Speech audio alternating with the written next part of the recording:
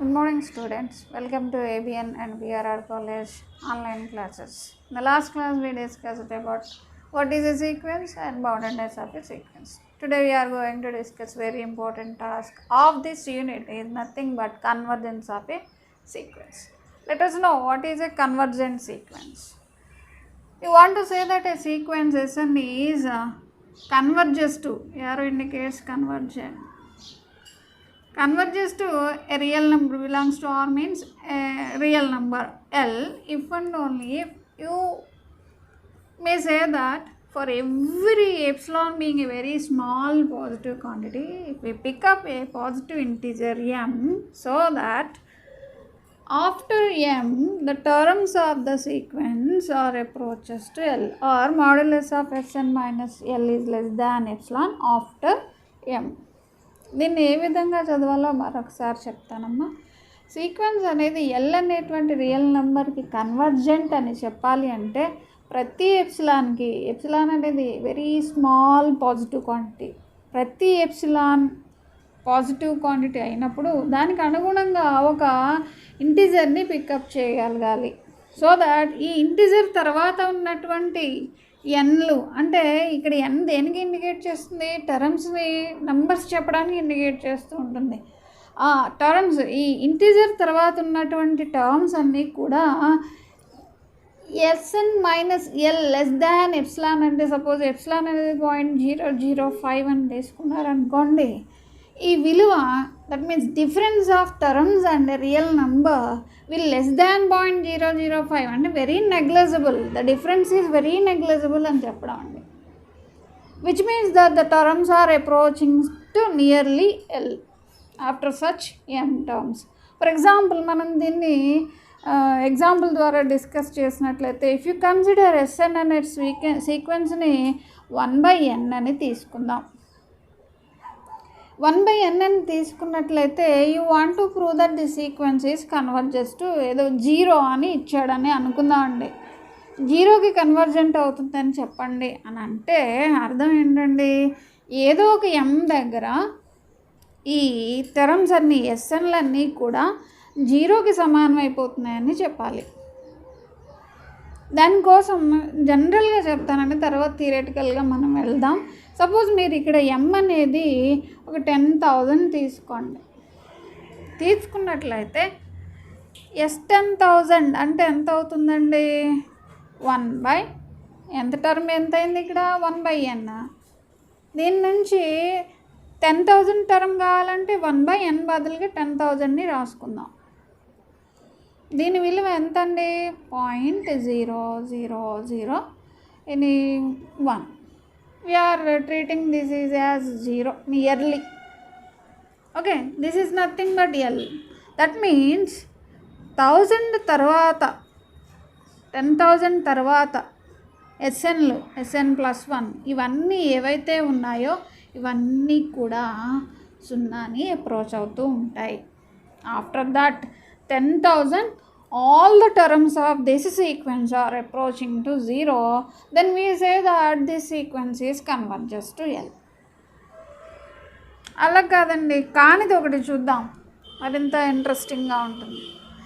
Sequence అనేది మీరు n² అని తీసుకున్నారు. సీక్వెన్స్ అనేది n² ఈ సీక్వెన్స్ని తీసుకున్నారు. ఇక్కడ కూడా మీరు m అనేది ఏదో 10,000 లేదా సింపుల్గా 10 తీసుకుందాం మనకు అర్థం అవడానికి. దెన్ Sn టర్మ్ అంటే S10 ఎంత అవుతుంది? యాక్చువల్గా ఎంత టర్మ్ ఏమైందండి ఈ సీక్వెన్స్కి సంబంధించి? n². దీని నుంచి Sm టర్మ్ కావాలి. m అంటే ఎంత అనుకున్నాం? 10 అనుకున్నాం. దిస్ ఇస్ 100 అనుకున్నాం, లేకపోతే ఇంకొంచెం ఈజీగా ఉంటుంది. 100² which is nothing but value పెరిగింది. 0ని అప్రోచ్ అవుతుందా? అవ్వట్లేదు. మీ m వాల్యూ ఇంకా పెంచారనుకోండి వాల్యూ పెరుగుతూ ఉంటుంది, అంతేగాని తరగట్లేదు. It does not tendings to 0. కాబట్టి ఇది కన్వర్జ్ అవ్వట్లేదు అని చెప్పచ్చు. ముందు లెక్కలో ఏం చేసామండి, సీక్వెన్స్ 1/n అని తీసుకోవడం ద్వారా ఇవన్నీ కూడా ఎక్కడికి వెళ్ళిపోయినాయి, టర్మ్స్ జీరోని అప్రోచ్ అయినాయి ఏదో పర్టికులర్ m పాజిటివ్ ఇంటీజర్ దగ్గర. అది మనం 10,000 అని తీసుకోవడం ద్వారా ఈజీగా చెప్పగలిగాం. కానీ ఇక్కడ m అనేది 100 తీసుకున్నా ఇంకా పెంచే కొద్దీ ఇంక వాల్యూ పెరిగిపోతూ ఉంది. It does not converges to any number L. కాబట్టి ఇలాంటి సీక్వెన్స్లు ఏమంటా అంటే నాట్ కన్వర్జెంట్. కన్వర్జెంట్ కానీ నాట్ కన్వర్జెంట్. దీన్ని సింపుల్గా మనం డైవర్జెంట్ అని ప్రాంప్ట్ చేస్తాం.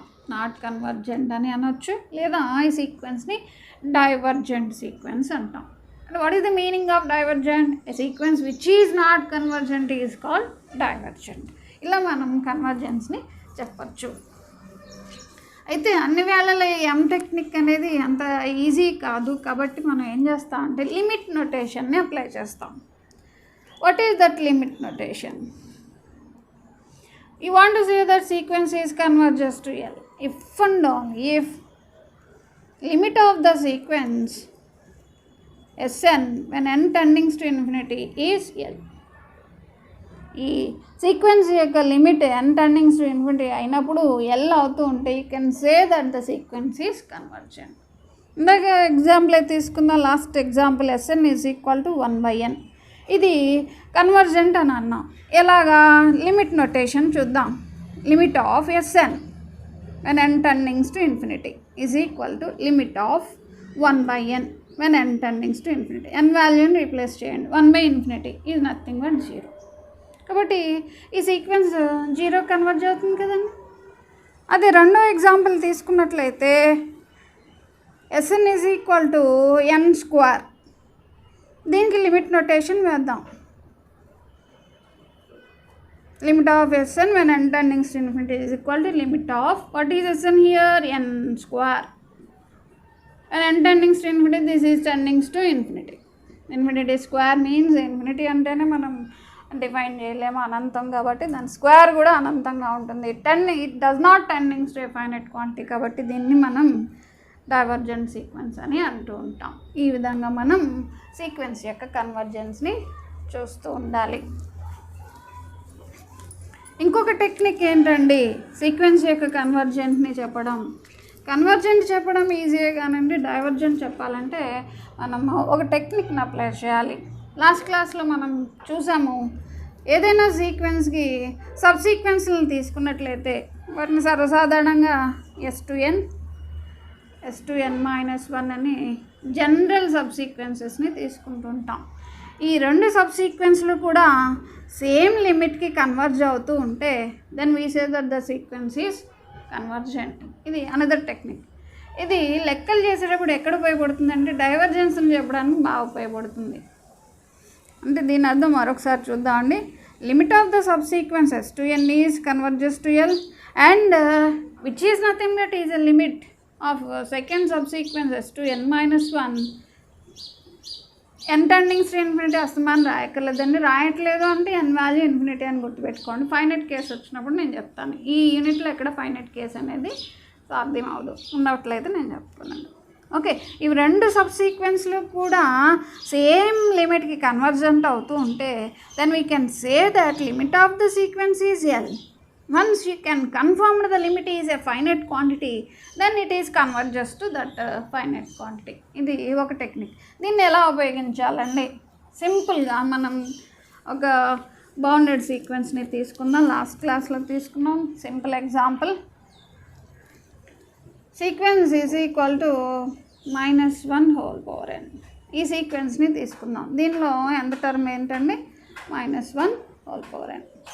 ఇది ఇచ్చిన సీక్వెన్స్ అనుకున్నట్లయితే దీనికి సంబంధించిన సబ్ సీక్వెన్స్లు కావాలి అన్నట్లయితే ఒకసారి సీక్వెన్స్ని రాద్దాం. That is nothing but S1, S2, S3, S4 and so on which is equal to 1 ఇచ్చినట్లయితే -1 +1, 2 ఇచ్చినట్లయితే +1, 3 ఇస్తే n వాల్యూ 3 ఇచ్చినట్లయితే -1, n వాల్యూ 4 ఇచ్చినట్లయితే +1 అండ్ సో ఆన్. ఇది సీక్వెన్స్. ఇప్పుడు సబ్ సీక్వెన్స్ని కన్సిడర్ చేద్దాం. S2n అనేది ఏమవుతుందండి? ఇక్కడ ఈవెన్ టర్మ్స్. S2n అంటే ఏమొస్తాయి? ఇక్కడ S2 S4, S6 even terms అన్నీ వస్తాయి. అవి ఏమైనా ఇక్కడ 1 1 1 and so on. That means S2n is always 1. That means for every n. ఇక్కడ S2n అనేది ఒక కాన్స్టెంట్ సీక్వెన్స్, ఒకే వాల్యూకి వెళ్తుంది కాబట్టి దీన్ని కాన్స్టెంట్ సీక్వెన్స్ అనొచ్చు. కాన్స్టెంట్కి లిమిట్ కట్టామనుకోండి, limit of S2n is equal to limit of S2n అంటే 1, limit of 1 is 1. Constant n లేదు, కాన్స్టెంట్కి లిమిట్ అదే అవుతుంది. ఇది L1 అనుకుందాం. ఫస్ట్ సబ్ సీక్వెన్స్కి ఉన్నటువంటి లిమిట్ ఏంటండి 1. సెకండ్ సబ్ సీక్వెన్స్ ఏంటో చూద్దాం. సెకండ్ సబ్ సీక్వెన్స్ అంటే ఏమొస్తాయి ఇక్కడ? Obviously what is second subsequence? S2n - 1 అంటే ఆడ్ టర్మ్స్. ఆడ్ టర్మ్స్ ఏమైనా ఇక్కడ -1 -1 -1 and so on. That means S3 S1 S3 S5 ఇవన్నీ చూసినట్లయితే -1 -1 -1 ఇట్లా అవుతున్నాయి. కాబట్టి S2n - 1 అనేది ఎంత అవుతుందండి? -1 అవుతుంది. హియర్ ఆల్సో మనకి ఈ సబ్ సీక్వెన్స్ ఒక కాన్స్టెంట్ సీక్వెన్సే. ఫైన్ చేద్దాం లిమిట్ని. S2n - 1 యొక్క లిమిట్ ఎంత అయింది ఇక్కడ? Limit of 2n - 1. S2n - 1 అంటే -1. -1కి లిమిట్ వచ్చి -1. ఇది L2. ఇక్కడ L1 అనేది +1, L2 అనేది -1. దే ఆర్ రెండు సబ్ సీక్వెన్స్లు ఎలా ఉన్నాయండి? ఒకటేమో L1కి కన్వర్జ్ అవుతుంది, రెండోదేమో -1. డిఫరెంట్ లిమిట్స్కి కన్వర్జ్ అవుతున్నాయి కాబట్టి ఇచ్చినటువంటి సీక్వెన్స్ అనేది కన్వర్జెంట్ అవ్వదు. కాబట్టి దీన్ని ఏమనొచ్చు? Not a convergent sequence. In other words divergent. అంటే మనకి ఇక్కడ ఒక కంక్లూజన్ వస్తుంది. ఈ సీక్వెన్స్ అనేది ఎలా ఉంది? బౌండెడ్ అవుతుంది, లాస్ట్ క్లాస్లో చూసాము. కానీ ఇక్కడ ఏమవుతుంది? కన్వర్జెంట్ అవ్వడం లేదు. ఓకే, దీనికి సంబంధించి ఒక స్మాల్ రిజల్ట్ని మనం నెక్స్ట్ క్లాస్లో చూద్దామండి. వీటి మీద నెంబర్ ఆఫ్ ఎగ్జాంపుల్స్ మీకు నోట్స్లో ఇవ్వడం జరిగింది, దాన్ని మీరు నోట్ చేసుకోండి. Thank you.